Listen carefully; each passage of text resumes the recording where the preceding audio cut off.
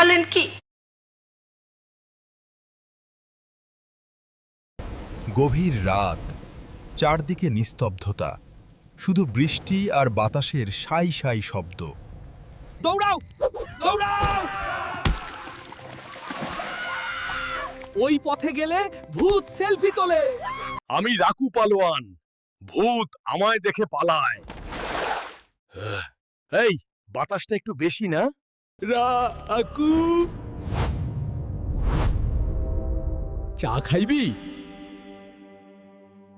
না না, চা না, আমি দুধ খাই। মামু, সামনে কে পড়ে আছে? এটা কি নতুন নাটক নাকি? ওরে, এটা তো রাকু।